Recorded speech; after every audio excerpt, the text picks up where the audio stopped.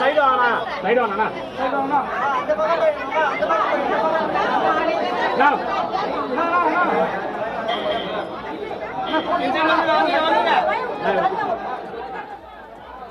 வணக்கம்.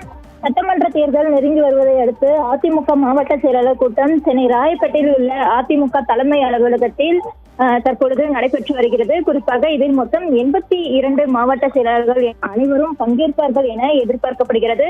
மேலும் இதில் பல முக்கிய ஆலோசனைகள் எடப்பாடி பழனிசாமி வழங்க உள்ளதாகவும் தகவல் வெளியாகியுள்ளது.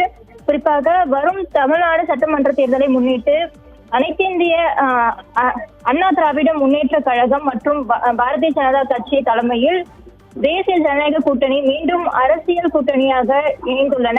குறிப்பாக இந்த கூட்டணியின் முதலமைச்சர் வேட்பாளராக எடப்பாடி பழனிசாமி அறிவிக்கப்பட்டுள்ள நிலையில் வரும் தேர்தலை ஒருங்கிணைந்த முறையில் எதிர்கொள்ள என்டிஏ திட்டமிட்டுள்ளது. அதாவது அதிமுக பாஜக கூட்டணியுடன் பாட்டாளி மக்கள் கட்சி மற்றும் அம்மா மக்கள் முன்னேற்ற கட்சி ஆகிய கட்சிகளும் இணைந்து களமிறங்கியுள்ளது. இந்த நிலையில் எடப்பாடி பழனிசாமி தலைமையில் அதிமுக மாவட்ட செயலாளர்கள் ஆலோசனை கூட்டம் சென்னை ராயப்பேட்டையில் உள்ள தலைமை அலுவலகத்தில் தற்பொழுது தொடங்கி நடைபெற்று வருகிறது. மேலும் இந்த ஆலோசனை கூட்டத்தில் தமிழகம் முழுவதும் இருந்து மாவட்ட செயலாளர்கள் பங்கேற்றுள்ளார்கள்.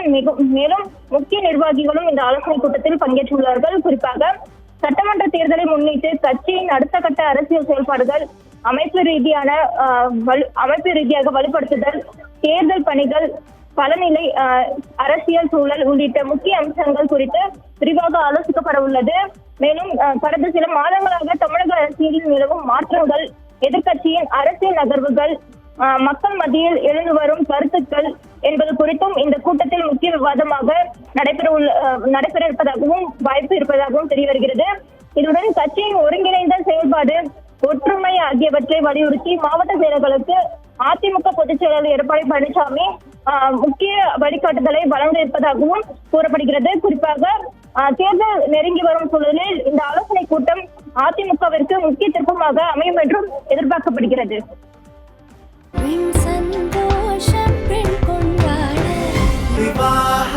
மணப்பெண்ணின் பிரத்யேகமான திருமணம் விவாஹா தி சென்னை சில்க்ஸ்.